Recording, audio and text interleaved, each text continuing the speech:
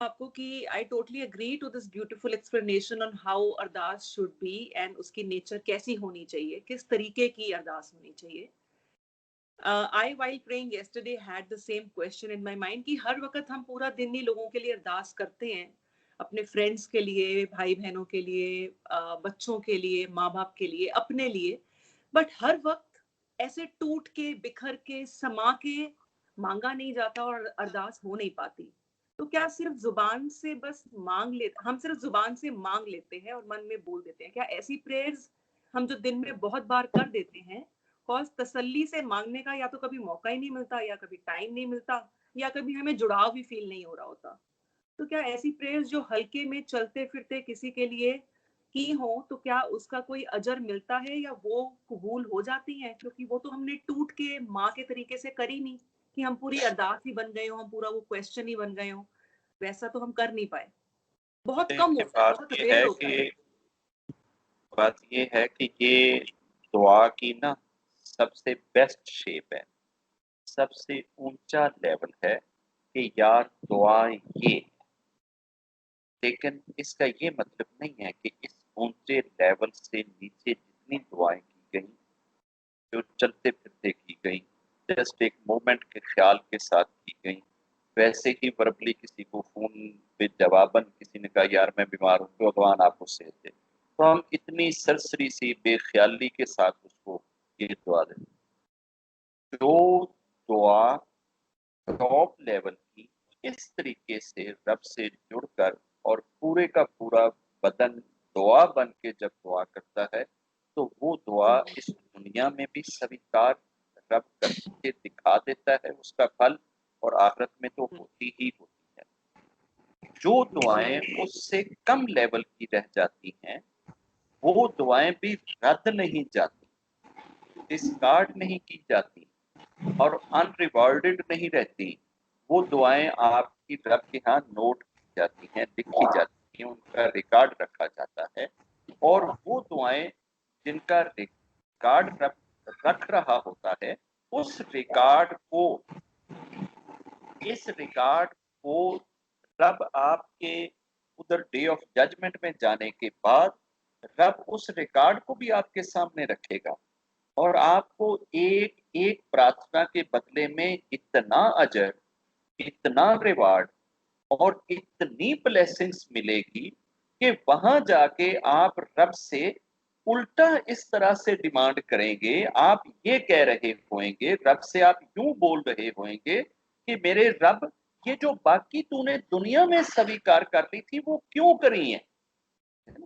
आप रब को उधर जाके ये कह रहे होंगे कि जो दुनिया में मेरी दुआएं तूने स्वीकार कर ली थी, मेरे रब मैंने कब कहा था कि तू उधर स्वीकार करता, मैंने तो जस्ट मांगी थी, आपको तो स्वीकार नहीं करनी चाहिए थी, ताकि ये मेरी उधर वाली जो स्वीकार हो गई वो तो उधर ही रह गई। मैं तो ये चाहता था कि मुझे यहाँ पे ये मिले। ये इंसान यहाँ जैसे दुआओं के स्वीकार ना होने पे रब से गिले करता है, ऐसे ही ये इंसान उधर जाके उल्टा हो जाएगा, और जो दुआएं इसकी स्वीकार हो गई हैं इस वर्तमान में, ये उनका शिकवा करेगा, और अब्बा वो तू एवं ही स्वीकार कर लेंगे, ठीक है, वो भला को स्वीकार करनी सी वो तू स्वीकार ना करता, ताकि ਉਹਦੇ बदले च मैनू ਇੱਥੇ रिवार्ड मिलता। जब इंसान जिस दुनिया में जाता है, ये उस दुनिया के फायदे और नुकसान को प्रेफर करता है।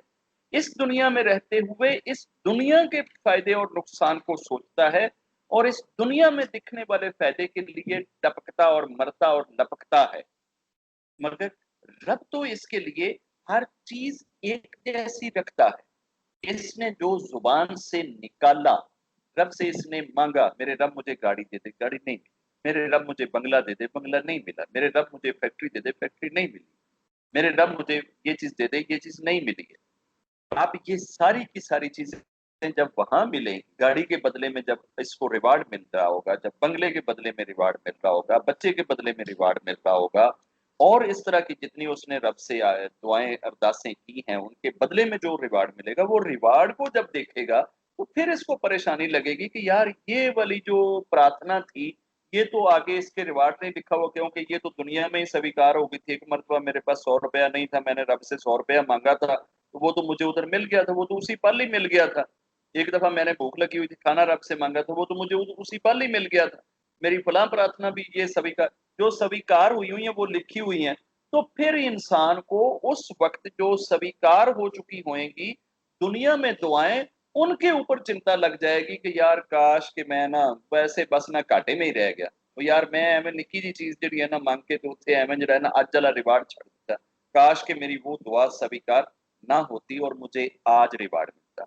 इसलिए रब से आप 1 लाख बार भी एक डे में प्रार्थना करते हैं, तो आपकी 1 लाख में 1 डे में 1 लाख बार मांगी गई प्रार्थनाएं भी रब के यहाँ नोटेड हैं।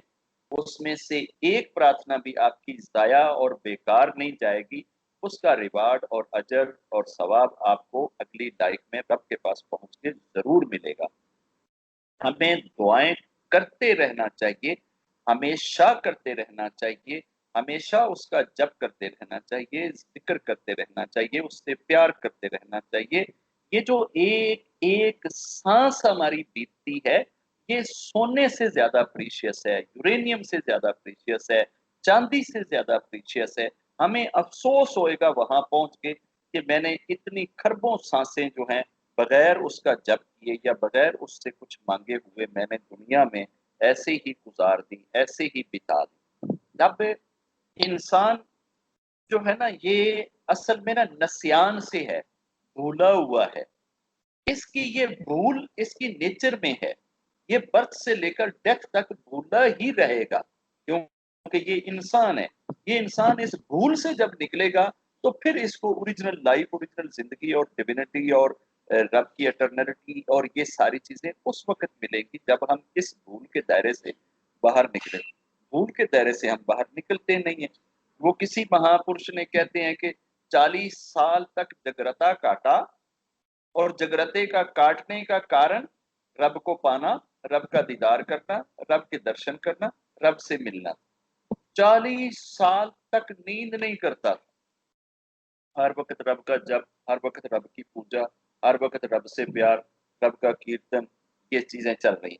40 सालों के बाद एक दिन बाई चांस धक्के से नींद आ गई। जब आ गई तो दर्शन हो गए।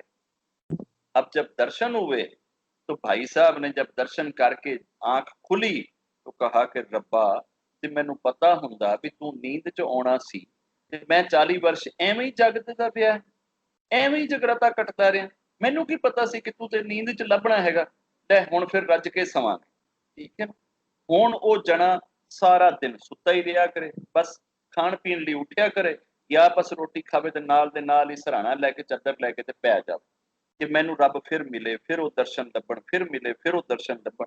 वो 15-20 दिन बीत गए, एक दिन रब ने कहा ओ यार पहले तू सौंदा नहीं सी, हुण तू जागदा ही नहीं, हुण तू हमेशा सुत्ता ही रहना। वो कहंदा रब्बा जिहड़ा मजा उस नींद च आया सी ना, जिहड़ा तेरे दर्शन करके आया सी ना, वो मजा नहीं भुलदा। वो मजा इतना है कि मैं बार बार उस नींद च जाना कि शायद कोई ऐसी नींद आ जाए कि जिहदे च तू मैनू दोबारा मिल जाए। रब ने क्या चलिया, वो नींद 40 वर्षां दे जगराते तो बाद लभी सी, अगर दोबारा दर्शन करने ने तो फिर 40 वर्ष जा। हम में जो एक प्रैक्टिस होती है ना, उस प्रैक्टिस को बांध लेते हैं पल्ले कि ये चीज ऐसे हुई तो इसको ऐसे कर लें, ये चीज ऐसे हुई तो इसको ऐसे कर लें। रब के साथ वो जुड़ना और रब का होकर रहना और रब के होने को अपने अंदर फील करना, ये हमारी जिंदगियों का एसेंस रहा नहीं। हम इस जिंदगी को फील नहीं करते, देखते नहीं। किसी महापुरुष के पास कोई आदमी गया और उस महापुरुष ने किसी बात पे उसको जो है वो कर्ज दी, बद्दुआ दी, जा तेरा साया ना रहे, जा तेरा साया ना रहे। तो दिल जो सोचे अभी यार ऐस बद्दुआ दा भला मैनू की फर्क पवेगा, मेरा अगर साया नहीं होएगा तो मैनू की हो जाएगा, मैं ते हैगा हाँ। फिर की अगर मेरा साया ना रहा, दसो यार ये भी चलदा ही है महापुरुष कि बद्दुआ देन दिया, शराब देन दिया, तो मैनू कहंदा जा तेरा साया ना रवे, ਤੇ ਉਹ ਹੱਸ ਪਿਆ ਤੇ ਮਹਾਪੁਰਸ਼ਾਂ ਨੇ ਪੁੱਛਿਆ ਵੀ ਹੱਸਦਾ ਕਿਉਂ? ਕਹਿੰਦਾ ਜੀ ਤੁਹਾਡੀ ਬਦਦੁਆ ਤੋਂ ਹੱਸਣ ਡਿਆ, ਤੁਹਾਡੇ ਸ਼ਰਾਬ ਤੋਂ ਹੱਸਣ ਡਿਆ, ਵੀ ਇਹਦੇ ਨਾਲ ਮੈਨੂੰ ਫਰਕ ਕੀ ਪਵੇਗਾ? ਜੋ भी मुस्कुरा पे कि चलिया हाले तेन पता नहीं चलिया, जो पता चलेगा तो लगेगा। अब वो आ गया घर। अब घर में आया, अगले दिन सुबह उठा, दाएं बाएं चला, लोगों ने देखा कि यार इसका साया नहीं है जमीन पे। लोग डरना शुरू हो गए। ये बात पूरे गांव में मशहूर हो गई कि यार इसका साया चले गया। उन्होंने कहा यार हम भूले रहे हैं, ये इंसान ही नहीं है, ये तो छलावा है, ये तो जिन्न है, ये तो भूत है, ये तो फलां घर में पैदा हुआ है, तो वो बेचारे भी धोखे में रहे हैं, फलां ने इससे शादी करी है, पत्नी भी धोखे में रही है, फलां इसके बच्चे हैं वो भी धोखे में रहे हैं। वो सब ने डर के मारे, खौफ के मारे उससे अपना नाता कर लिया, नाता तोड़ दिया। नंबरदार के पास दुनिया इकट्ठी होकर चलेगी, नंबरदार जी सानू इहदे कोलों डर लगदा है, इहनूं पिंडों बाहर कड्डो। उन्होंने पिंडों बाहर कट छड़े। अब पिंडों बाहर निकलिया है कोई रिश्तेदार, रिलेटिव, फैमिली, मात पिता, बहन भाई, बीवी बच्चे कोई भी नाल नहीं आ रहा कि जी नहीं ये ते जिन्न है। ठीक है, दूसरे पिंड च गया, इन्होंने उत्थे भी जाके शोर कर दिता कि यह साडे पिंडों इसलिए कढ़िया गया जी कि जिन्न जे, यह इंसान नहीं जे। आखिर वो एडा तंग आ गया कि उन्होंने जमीन ते किते ठहरने लई जगह नहीं मिली। किसी बंदे ने उसनों स्वीकार नहीं किया जिहदा साया नहीं रहा।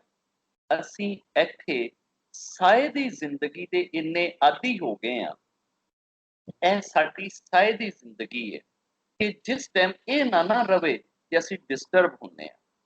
असल जिंदगी तो वो है और उस जिंदगी में पांव रखते नहीं है, उधर हम जाते नहीं है। ये जो बॉडी की लाइफ और माइंड की लाइफ लेके चल रहे हैं, इसी को ही अपनी अटर्नल और दायमी और अजली और असली और अटर्नल लाइफ समझ के इसको बिताते रहे। ये नहीं है। इसके अंदर जो आत्मा लिपटी है ना, उसकी जो लाइफ है वो लाइफ है। उस लाइफ को पाने के लिए इस लाइफ से निकलकर, इस प्रतिबिंब वाली लाइफ से निकलकर उस ओरिजिनल लाइफ की तरफ जाएं तो फिर एहसास होता है। अब ये जो नोट हमारी दुनिया में चल रहे हैं, कागज के टुकड़े हैं। हम सब जानते हैं कि ये कागज के टुकड़े हैं। ये कागज के टुकड़े टुकड़े जब भी कोई देश छापता है तो उसके बदले में वो उतना सोना जमानत के तौर पर रखता है। 1 करोड़ के नोट छापने हैं तो गवर्नमेंट 1 करोड़ का सोना रखेगी, उसके बदले में नोट छापेगी, ताकि वो नोट जहां जहां जाए वो अपनी मालियत के सोने की गारंटी हो। अब ये है तो प्रतिबिंब, है तो ये रिफ्लेक्शन, है तो ये साया, ये ओरिजिनल तो नहीं है, ये सोना तो नहीं है। हम इसके यूज टू इतने हो चुके हैं, इतने यूज टू हो चुके हैं कि अब हम उसी को ही सारा कुछ समझ लेते हैं। वो कागज का टुकड़ा ही हमारे लिए सारा कुछ होता है और उसी को ही हम ये सोना समझते रहते हैं। असल तो ये नहीं है, असल तो सोना सोना ही है। कागज के टुकड़े की जगह पे अगर सोना हमारे हाथ में हो तो वो हर जगह पे सोना है। और कागज के टुकड़े की लिमिटेशन हो सकती है। हो सकता है कि आपके रुपए आपके देश में चले, आप चीन में जाएं वो अगले ना लें आपसे, आप बर्तानिया में जाएं शायद वो आपसे ना लें, आप जापान चले जाएं शायद वो आपसे ना लें। सोना, सोना आप चीन चले जाएं वो भी ले लेंगे, जापान चले जाएं वो भी ले लेंगे, बर्तानिया चले जाएं वो भी ले लेंगे, वो ऑल ओवर द वर्ल्ड चलेगा क्योंकि वो ओरिजिनल है। ये प्रतिबिंब है, प्रतिबिंब की लिमिटेशंस हैं, ओरिजिनल की लिमिटेशंस नहीं होती। उस ओरिजिनल लाइफ में हम जाते नहीं है। अगर कभी उस ओरिजिनल लाइफ में जाकर देखें, फील करें, महसूस करें तो फिर जाके अंदाजा होता है कि यार गॉड कनेक्टिविटी है क्या चीज और इसके फील करने में आनंद रब ने रखा कितना है। जी, और इसका मतलब इन सिंपल वर्ड्स मैं बोलूं अपने समझने के लिए कि रब से दिन रात हर सांस में मांगते रहना भी एक तरह की उसकी याद में रहना ही होगा। चाहे हम उसको हल्के में मांग रहे हैं या जो भी, बट वो भी रब को याद करना और उसकी याद में रहना और उसकी पूजा करने के बराबर ही उसको याद करें तो याद का रिवार्ड, उससे मांगे तो मांगने का रिवार्ड। अच्छा, अगर आपने 1 मिनट रब को याद किया है तो वो रब के पास याद लिखा हुआ है आपके रजिस्टर पे कि इसने ये मिनट रब को याद किया। अब आपको मिलेगा याद का रिवार्ड। अगर आपने उस मिनट में गाय मांगी है, आपने पूरा मिनट रब से गाय मांगी है, तो आपको गाय का रिवार्ड मिलेगा ना।